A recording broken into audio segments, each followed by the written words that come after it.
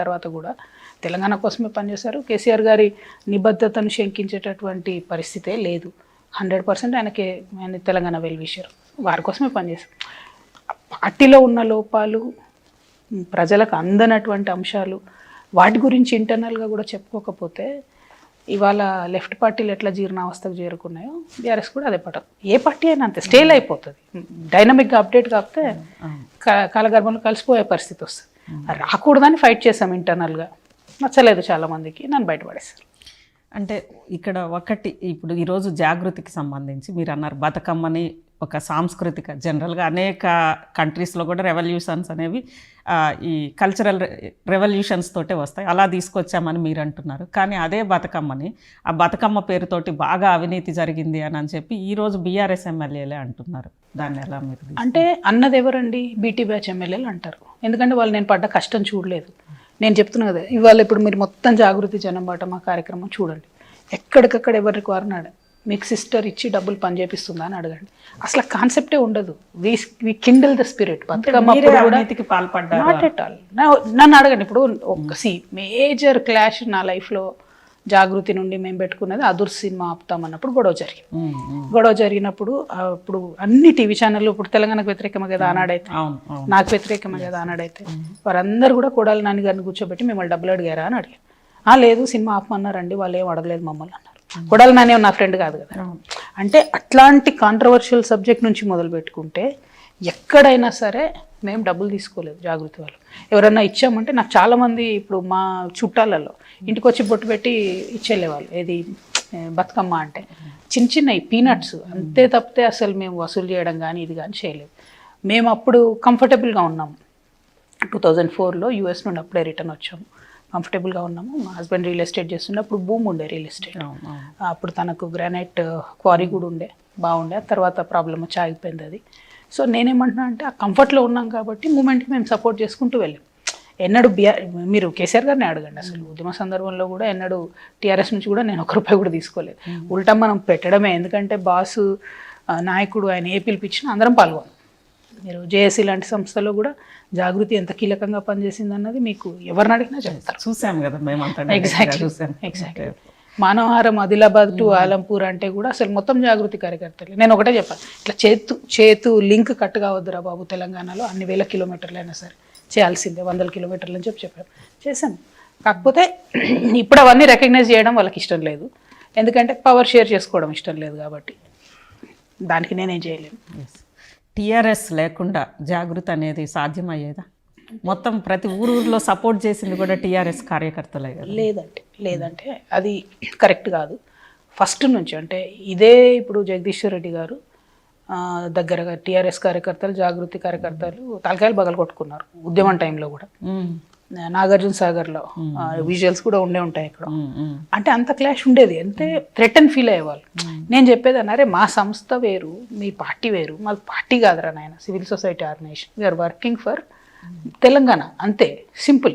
దాన్ని మీరు ఎందుకు ఆలోచిస్తున్నారు అని అంటే కూడా చాలా చోట్ల క్లాషెస్ ఉండేవి.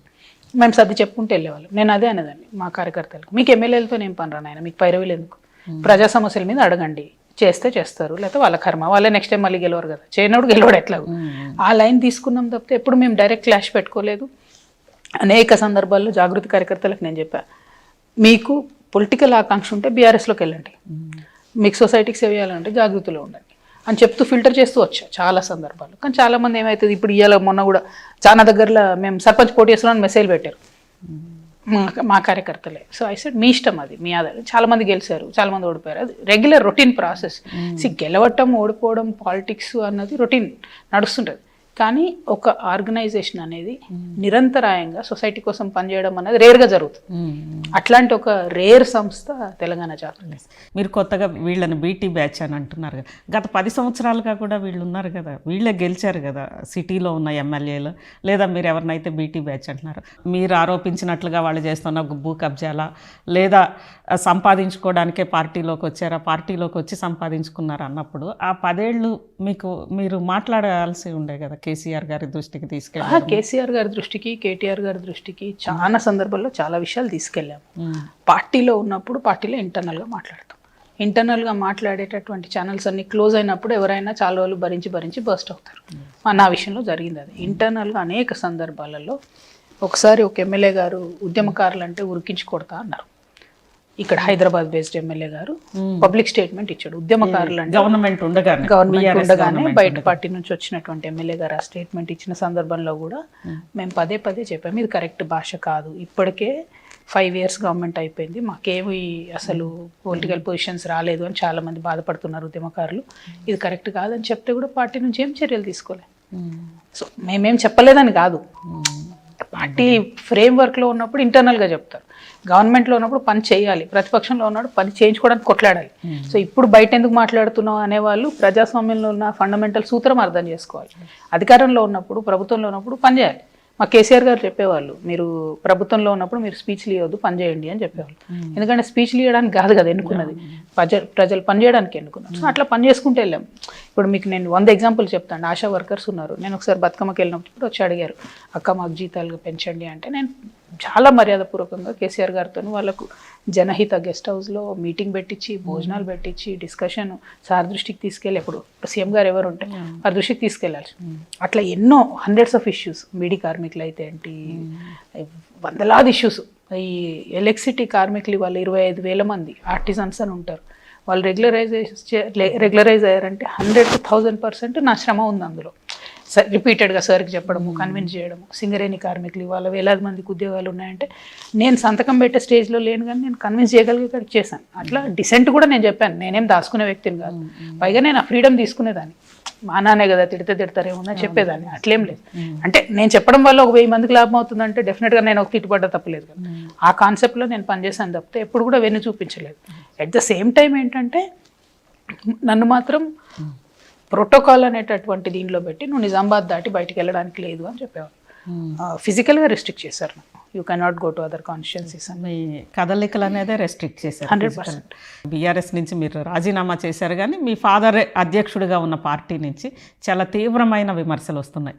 ముఖ్యంగా ఐడిపిఎల్కి ల్యాండ్కి సంబంధించి దాదాపు 3,000 కోట్ల కుంభకోణం, ఎక్సెస్ ల్యాండా సంథింగ్ సర్వే ఓవర్ల్యాప్ ల్యాండ్ని తీసుకొని మీ కుటుంబానికి సంబంధించి కవిత గారి హస్బెండ్ పేరుతో ఉన్న కన్స్ట్రక్షన్ కంపెనీ ఈ భారీ కుంభకోణానికి పాల్పడింది. ఇదొకటి. తర్వాత ఫస్ట్ ఇది భారీ కుంభకోణం ఐడిపిఎల్ ల్యాండ్. నేను నిన్ననే ప్రెస్ మీట్లో అన్ని ప్రూఫ్స్తో సహా ఇచ్చానండి. అసలు ఐడిపిఎల్ ల్యాండ్స్తో ఎటువంటి సంబంధం లేదు. కానీ అనిల్ కన్స్ట్రక్షన్స్ అని ఉంది కదా, అది వాళ్ళు తప్పు చూపిస్తున్నారండి. వాళ్ళు ఏం చేస్తున్నారంటే అనిల్ కన్స్ట్రక్షన్స్ మా హస్బెండ్ పేరు కింద ఏవి రెడ్డి గారి పేరు ఉన్న ఓన్లీ అదొకటే కాగితం చూపిస్తారు. నా మీద ప్రెస్ మీట్ పెట్టిన ఏలేటి మహేశ్వర్ రెడ్డి గారిని కానీ, మీరు బీఆర్ఎస్ కృష్ణారావు గారిని కానీ, ఇంకెవరు మాట్లాడితే వాళ్ళని ఫుల్ డాక్యుమెంట్ ఇవ్వమని అడగండి. నేను నిన్న ఫుల్ డాక్యుమెంట్ ఇచ్చాను మీడియాకి. ఫుల్ ఏదైతే అగ్రిమెంట్ డాక్యుమెంట్ ఉందో బీఆర్ఎస్ ప్రభుత్వమే పట్టా పాస్బుక్లు ఇచ్చింది. అంతకుముందు 1999 నుంచి అది పట్టా ల్యాండ్ అని రిపీటెడ్గా రెవెన్యూ రికార్డ్స్లో ఉంది. బీఆర్ఎస్ ప్రభుత్వం రాకముందు కూడా పట్టా పాస్బుక్లు ఉన్నాయి, వచ్చాక ధరణి పెట్టాక కొత్త పాస్బుక్లు కూడా ఇచ్చారు. సో కంప్లీట్గా పట్టా ల్యాండ్కి ఆ ఇండస్ట్రియలిస్ట్కి కొట్లాట అల్టిమేట్గా. తర్వాత ఎక్కడో దగ్గర వాళ్ళు 2019లో కాంప్రమైజ్ అయ్యారు. ఏది లోక్ అదాలత్లో, కోర్టులో కాంప్రమైజ్ అయ్యారు. కాంప్రమైజ్ అయిన తర్వాత మా హస్బెండ్ ఎగ్జిట్ అయిపోయారు దాంట్లోంచి 2019లో. 2022లో బీఆర్ఎస్ గవర్నమెంట్ బిల్డింగ్ పర్మిషన్ ఇచ్చింది. మరి ప్రభుత్వ భూమి అని నన్ను అంటున్నారు. అంటే ఎవరు సంతకాలు పెట్టారు? ప్రభుత్వ భూమికి ఎందుకు పర్మిషన్ ఇస్తారు?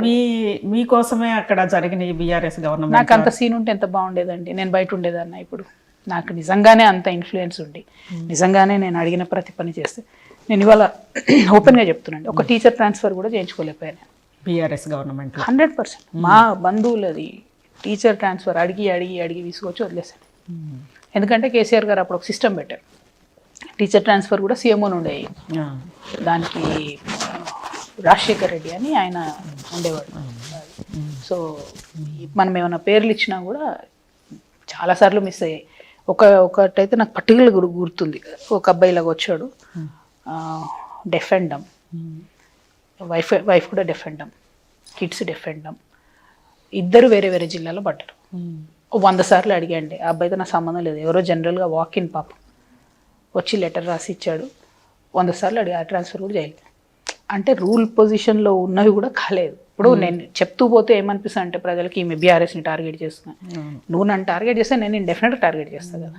నాతో ఏముంది, నన్ను ఎందుకు పరుష పదజాలతో విమర్శించాలి? నేను ఎక్కడికి వెళ్ళినా కింద ఏం చెప్పారో ఆ ఫీడ్బ్యాక్ యాస్టీస్గా చెప్తున్నా. అంటే నేను అంతకుముందు తిరగలేదు బీఆర్ఎస్ గవర్నమెంట్లో, ఇది తిరగలేదు. నేను ఎక్కడికి వెళ్ళా బీఆర్ఎస్ గవర్నమెంట్లో, నా నిజామాబాద్ పార్లమెంటు, ఢిల్లీ, హైదరాబాద్, మళ్ళీ నిజామాబాద్, ఢిల్లీ, హైదరాబాద్, ఇంత తప్పితే నేను దేంట్లో ఇన్వాల్వ్ కాదు. నిజామాబాద్లో నాకు బీడీ కార్మికులు